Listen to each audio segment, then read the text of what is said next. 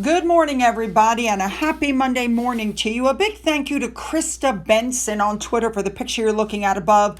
And once again, by the time I was done adding in all the Harry Meghan stuff, because there's so much you just would not believe. We have an update on his visa case. Mason Harriman is out again. There's just so much to cover, not to mention Trooping the Color and all the royal family news. So this is going to be a two-parter, you guys. You are currently at part 1, and Harry and Meghan are in both parts. So you're going to want to watch them, okay? But this is part 1, so let's start here. There's a lot. Let's just jump in and get busy, shall we? Let's go. We are starting off today with the Duchess of Gloucester as Colonel-in-Chief of the Adjutant General's Corps. She attended the celebrations for the 100th anniversary of the Corps of Military Police and the 80th anniversary of the Royal Prefix at Southwick Park on June 11th. She unveiled a beautiful portrait of herself. Gorgeous. Move on to Princess Anne. We know she has an upcoming 5-day overseas tour to South Korea and Thailand. However, there's a little bit of uncertainty. There was a death, a very tragic death of a Thai princess at the age of 47. Now, this young lady had been in a coma for over 3 years after a severe medical crisis, and the Thai royal court has entered a period of national mourning.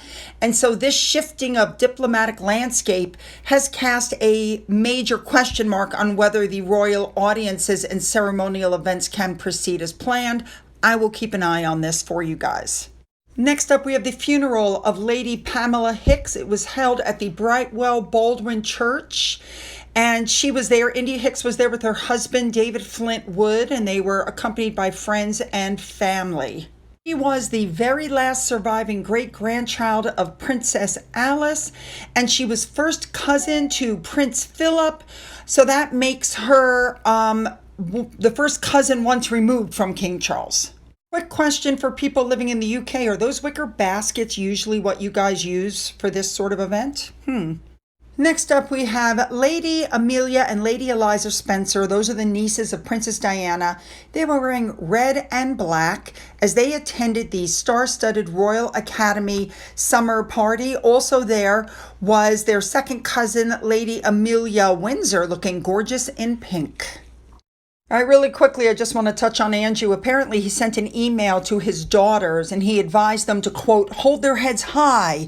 While he criticized King Charles, he also declared that he would use his titles until they, quote, send a vampire to suck out every drop of royal blood in my veins. Now, this email surfaced during a larger controversy with the National Audit Office regarding royal finances and housing, and we've already covered that. The girls were living in properties at the king's expense. And we know that the king was privately funding it, and now there's the eviction fallout from Andrew, and he believes he's been made a scapegoat, and he feels that Charles overstepped his authority, and he's angry enough to fight back, and that includes seeking compensation for his early ousting from his house. Well, we'll see how that goes. All right, let's go back to Princess Anne. As patron of the International Students' House, she officially opened the International Students' House in Vauxhall, I believe is how you pronounce it. This program gives a safe home away from home for international and UK students. Let's move on now to King Charles. The day before Trooping the Color, he popped in to wish the Grenadier Guards well. And at their company base in Aldershot, he spent time with some of the troops who will be on parade during the King's official birthday in London. Now, while he was there, they gave him handmade slippers made by the company. I just found that so interesting. Like, I'm wondering who stitched them, who made them. Maybe some of the wives of these people. I don't know, but I thought it was just hilarious. Anyway, the king gave a small speech before he left, and essentially what he said was, I'm not going to recognize any of you tomorrow under your bear skins, which I guess is the hat, but I know how much effort you're putting into it, and I'm very proud of you. I love that. And next up, I don't know who Kate Middleton is, but Catherine, the Princess of Wales, was with her husband, Prince William, and the King for Trooping the Colours. She was seen arriving in the regular car. Remember, they arrived by car, and then they leave from Buckingham Palace to, the area that they're going to. Now, she was noted to be in a powder blue Catherine Walker dress and a wide-brimmed hat. Now, let's go back, though, to the King and Queen, since that's who's on the screen right now. As they left, the King is saluting. Now, I know that there's different areas of the route that they are supposed to do different things on, that where you show respect and you bow your head. And here's one of them right here. Right when they come out of Buckingham Palace, heading to the Horse Guards, area, I noticed that Catherine bowed her head right about the same place that the King saluted. I don't know what's right outside the palace that makes them do that. I don't remember seeing any of that when I was there, but okay.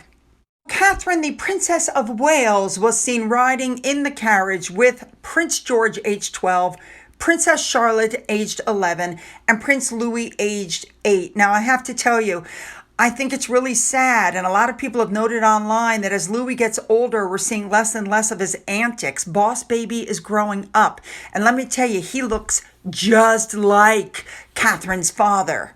So the Wales family rode in a horse-drawn carriage. Obviously, King Charles and Queen Camilla were also in a horse-drawn carriage. However, Prince William, Prince Edward, and Princess Anne were all on horseback behind the King's carriage. There they are, taking part in the regular tradition through London.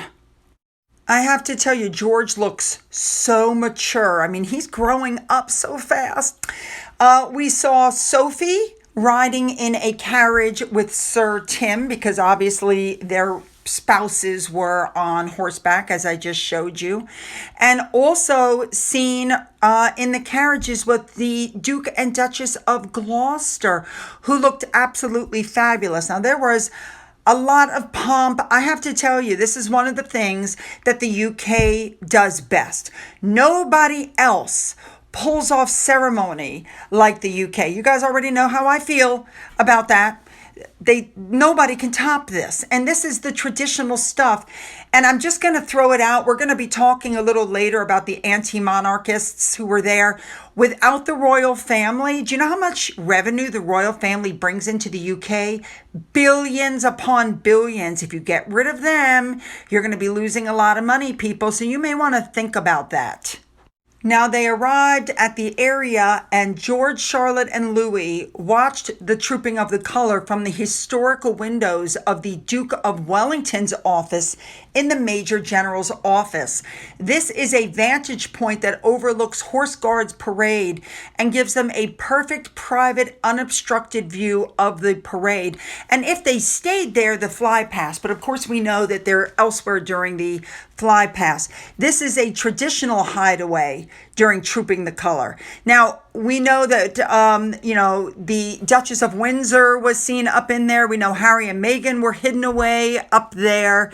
And the children were captured peeking out through the windows, pointing at the marching bands and reacting to the military spectacle. And after viewing the parade, they usually make their way back to the Buckingham Palace balcony, joined by the rest of the family for the RAF fly pass, which we know. So anyway, after they were tucked up there, and it looks like Edward and Sophie and, a couple of other people were up there, the King and the Queen arrived to their area, and they walked up to the viewing stand where Catherine was already waiting. A little background information for you, for those who may not know. Trooping the Color is a centuries-old military ceremony held in London to celebrate the reigning British monarch's official birthday. It features over 1,400 soldiers, 200 horses, 400 musicians in a display of military precision, fanfare, and pageantry. Now, the name of the event comes from two military terms. You have the colors, and those are the brightly colored regimental flags of the British Army, because as I've told you before, in historical warfare, before modern communication, those were the rallying points for units on chaotic battlefields. And trooping describes the process of a young officer solemnly marching or carrying the flag up and down the ranks of soldiers so every troop could easily recognize their unit's flag.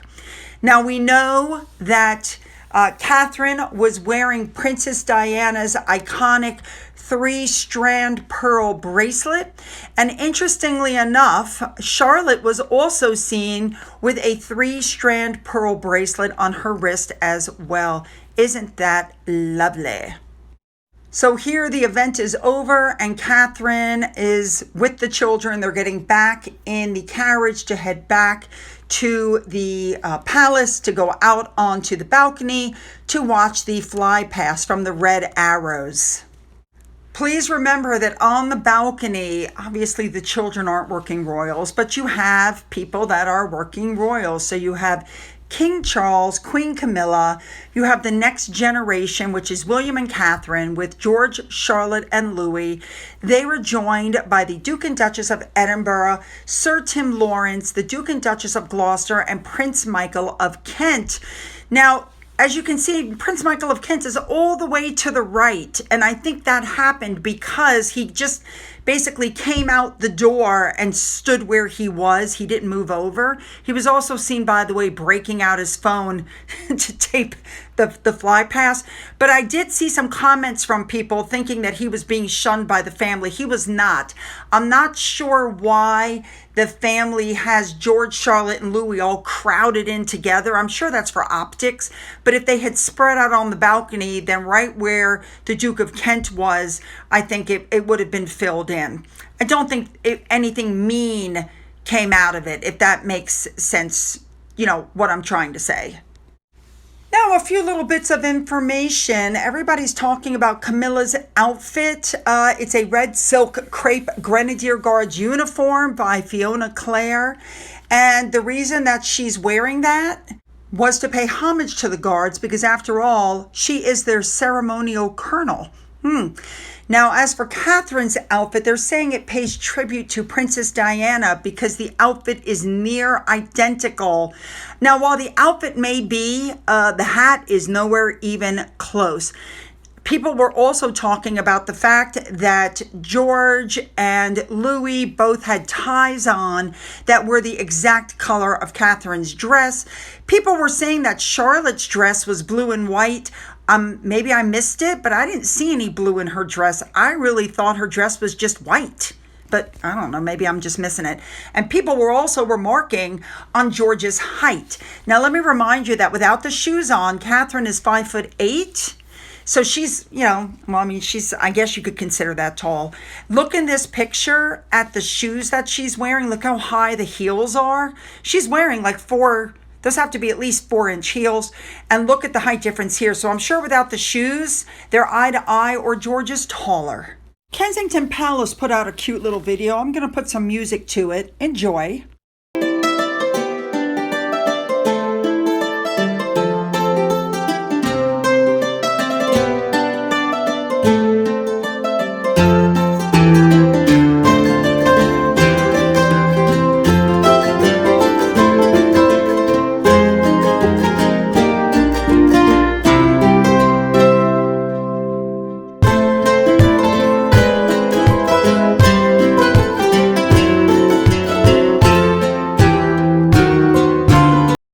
Articles are coming out saying that William's riding horseback at the Trooping the Colors sent a message to Harry that he is the future of the royal family, and that Harry, who's in California, is nowhere to be seen. I agree. Last time they attended was in 2019. They were new parents at the time. And I think it's a good thing that they're not there. And let's not forget, at Meghan's very first Trooping the Color in 2018, Catherine asked Meghan what she thought of it. And Meghan goes, colorful. And there was this yawning silence afterward, he said, that threatened to swallow everybody whole. Yeah, I bet. All right, so the anti-monarchists came out and they had a demonstration, even though the police apparently gave restriction to them yesterday. They had restrictions imposed on them. And they were holding up placards that read "Down with the Crown" and 2 pictures of Andrew.